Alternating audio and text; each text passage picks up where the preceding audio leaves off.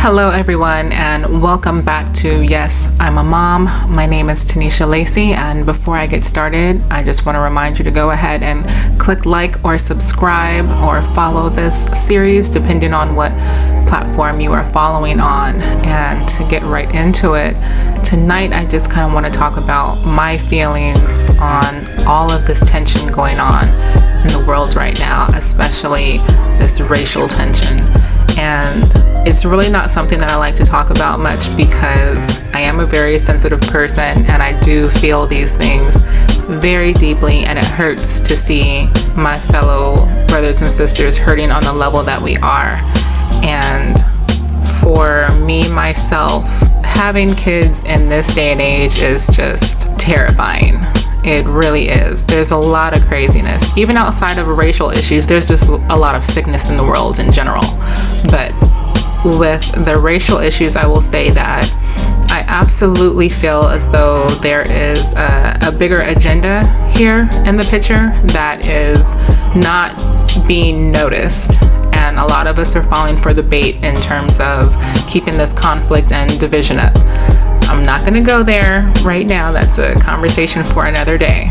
But what I will say about this otherwise is one of the things I find interesting is that though there are, people from different backgrounds who can understand and sympathize with the plight that we're dealing with right now as a Black culture and community, with all of this police brutality that we're constantly seeing now, is that there are some who still don't think it's that big of a deal or don't see what all the anger and animosity is about. And the one thing I can say about that is that's because it's not happening to you.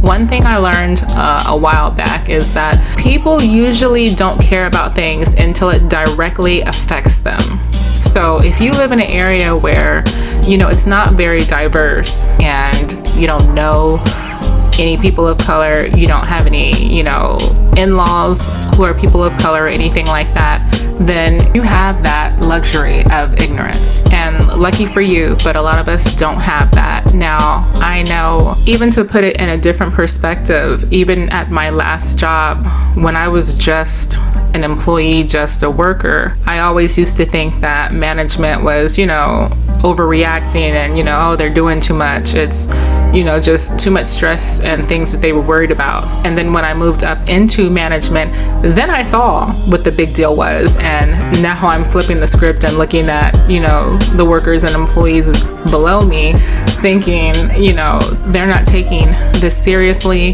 It's very frustrating for them not to be on their P's and Q's and helping us efficiently run this business.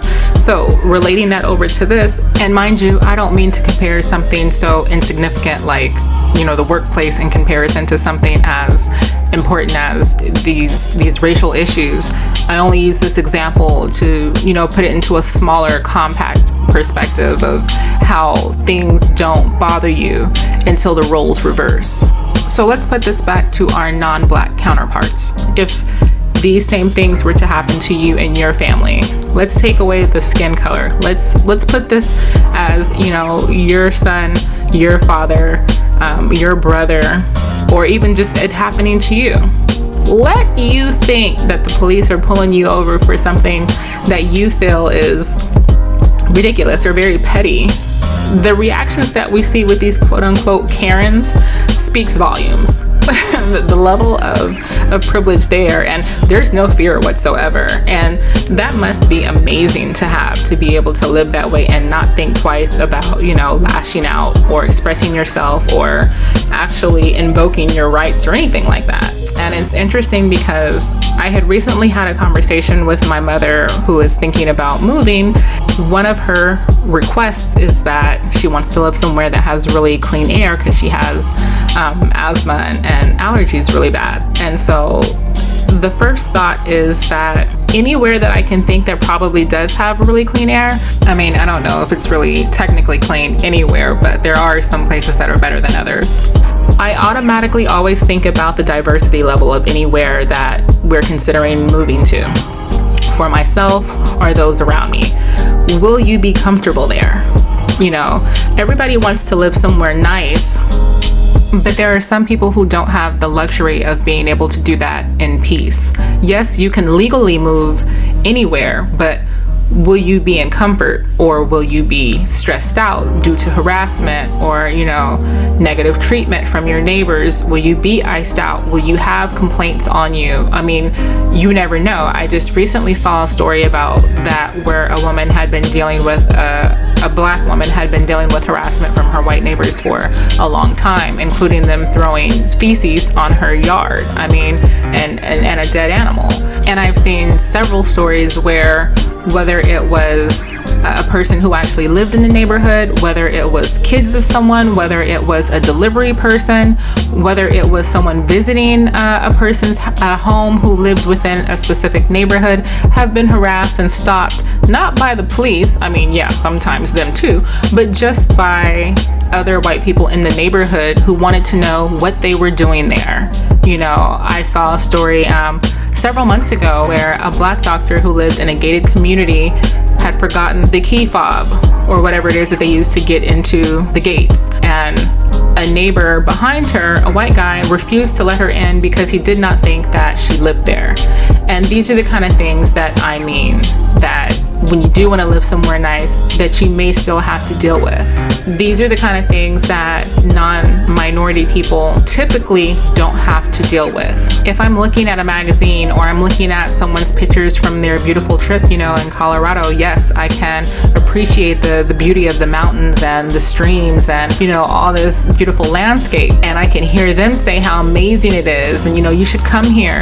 But when I hear that, I don't have that same reaction. And I'm not speaking, anything specifically of that state. I just mean that sometimes when a person not of color has a positive experience somewhere, and then they come back and share that experience with a person of color, we may not quite have the same reaction because I'm not so sure that I would have the same experience that you did. And that's something that a lot of people who are not of color never think about. You can go and visit somewhere and completely enjoy that experience and never once think or feel anything outside of, just happiness, enjoyment, fulfillment. Like, this becomes a place that you want to come to and maybe even move to.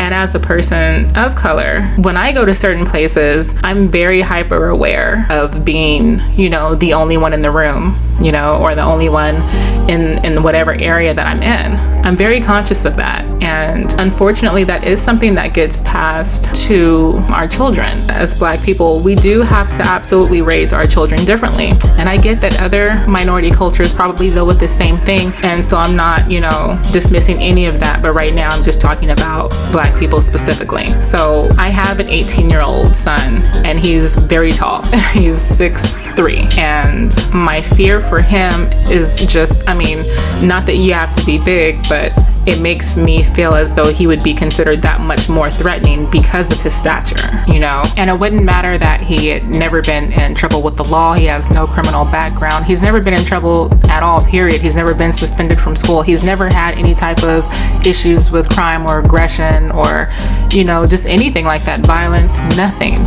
That doesn't matter in regards to him. And we can see things like that in terms of even how we're depicted in the media, when there's a Black victim and immediately the first thing that gets brought up is digging up everything about their past, as if everyone has not made mistakes and has a history. A lot of people do. It doesn't mean that anything that they did back then warrants what is happening to them now. And even if they did have a significant past, that's not how the law is structured. It's not about being judge, jury, and executioner on the spot. There's still a certain procedure in the way that it's supposed to go. Some people get to actually experience that procedure and others don't. And that's the part that's not right. Just like with that boy who shot the protesters in the face at Jacob's protest. You don't hear anybody calling him a thug. And that's absolutely not how it would have been depicted if he had been Black. And we know that, let's be honest. So in regards to my son, we've already had our conversations about law enforcement and what to do when you encounter them, what not to do. And as we can see, even if he adhered to all of the things that I was telling him, that does not automatically mean that it would get him out of that situation. Now, unfortunately, he hasn't had any situations like that. He is very independent, and I never want to seclude him due to my fears. at the end of the day, he is still a man and he still needs to, go out into the world and function fully. So I don't hold him back. I just give him the guidelines and things to keep in mind. Now, the one thing I will say that is my fault is because I did shelter him so much when he was younger, and it just so happened that the area that we were in, he didn't have a lot of Black friends. I don't feel like he ever really got to see any real issues, within the community or within his friends and their families to really understand what it's like, because sometimes we have conversations and it's as though he thinks these things can't happen to him. And there was a point in time where he kind of had that perspective like, well, if they just listened, then this wouldn't have happened. But if we look at Jacob Blake right now, can someone please tell me what that man did that was so wrong or that bad or that threatening in that moment that warranted being shot 7 times in the back, especially in front of your kids? Because I'm not understanding that part. He was walking away, so what do you mean to tell me? Like, his logic I can see is that of someone completely inexperienced and still naive to the world. He has not been out in the streets like that to really see it firsthand, or to even really know friends who have had those kind of encounters, whereas I have. And I haven't had anything, violent, but I've definitely had issues, at work or traveling where I was treated differently in a very blatant way due to the color of my skin, and I know it. And until he experiences something like that, I know that he won't fully understand it. But I do know from what he's beginning to see more frequently now on TV that I can see that it's sinking in on him. So fortunately, he's a really square and level-headed kind of kid, so that I'm definitely happy about that, but that does not mean anything. A lot of these people who are no longer here today don't have a criminal past. They don't live that type of lifestyle. There was no type of threat coming from them that warranted the ultimate reality that they ended up facing. The other thing is for the people who are so insistent on the all lives matter. My problem with that is that nobody is saying that all lives don't matter. But the problem is, if we felt like everyone acknowledged that our lives mattered, we wouldn't be having all of these conversations and marches. There wouldn't be these riots. There wouldn't be a lot of these things. And the other part to that is that even some of the riots and the violence that's going on, these are the kind of things that are being incited by people who are not even of the area and not even actually for the cause. These are people who are just looking for opportunities and trying to bring the movements down and the progression that we're attempting to make. There's a lot going on right now in this time frame with this pandemic, with the racial tensions, with the elections, just with everything going on. And it's just, everything's wrapped up into this huge ticking time bomb. And it's just a lot right now to even try to maintain your sanity and your peace of mind. And times like this is really where it's about finding a way to maintain your peace. There's a lot of grounding that we need to do, especially Black people right now, just to maintain our sanity. You want to stay informed, but at the same time, it can be incredibly overwhelming to keep having things pop up in your news feed on your social media, or popping up on the TV screen with new updates or stories about, the latest fatality. It's not that you want to say, I don't want to know, but in a sense, you almost don't. Who wants to continuously see bad news about their community, about their people, whoever you are? No one wants to keep seeing that, and it can be very traumatizing. And this in no way excuses the issues that we still have within our actual community with us and the harm that we do to one another. That's also something that needs to be worked on. And that's one thing we have to accept. And this is where we have to be gentle with one another and just be supportive. Love really is everything. And this is the time now we all need it the most. We need a lot of understanding. We need a lot of compassion. These are the times that you need to reach out to your friends and family and even strangers the most. Unity is the thing that we need. And that's the other thing. I feel like all of this that's been going on has really shined a light on the phony friends in your life. For example, when you have friends who are of different backgrounds, specifically white, but it could be any other than black, and they don't understand and are not able to put themselves in a position to understand where you're coming from or why what's going on is wrong, that is incredibly hurtful. And I know from a lot of the people around me, including some other white people, have put it out there that they have had to cut a lot of people off because with everything going on, including the issues, with just the election. When certain opinions start coming out freely, it's amazing what you find out about people. And it becomes one of those things where, wow, you think like that? Okay. You thought that was your friend. But no, not really. They still look at you that certain kind of way. Someone can interact with you and still not think highly of you, but then be quick to say, oh, well, no, I have black friends. No, it's not the same. It's not authentic.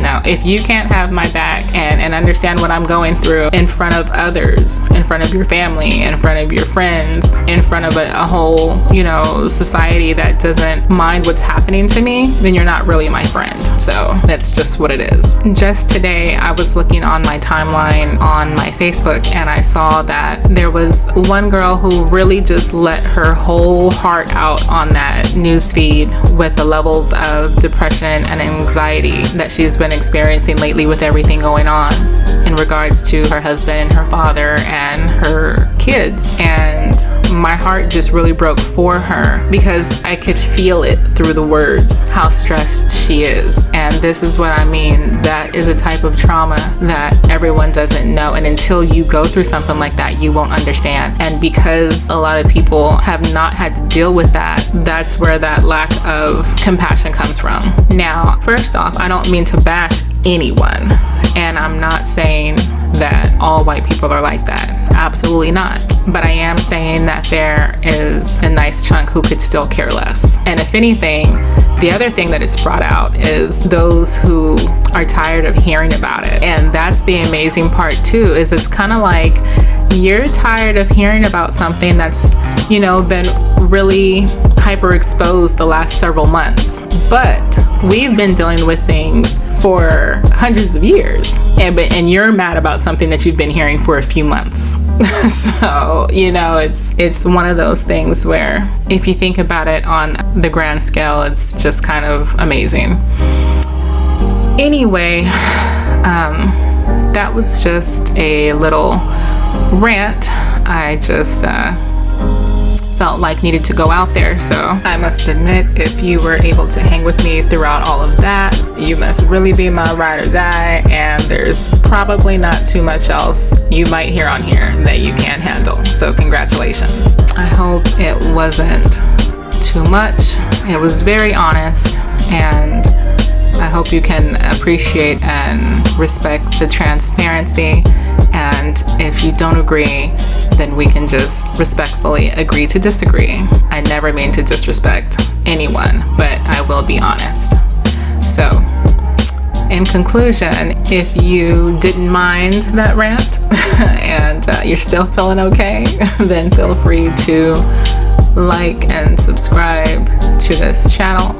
I could have gone a little deeper than that, but it is way past my bedtime. I know you guys don't know, but often when I'm recording, it is late at night, and so I hope you can excuse the brain fog I often have when I'm recording.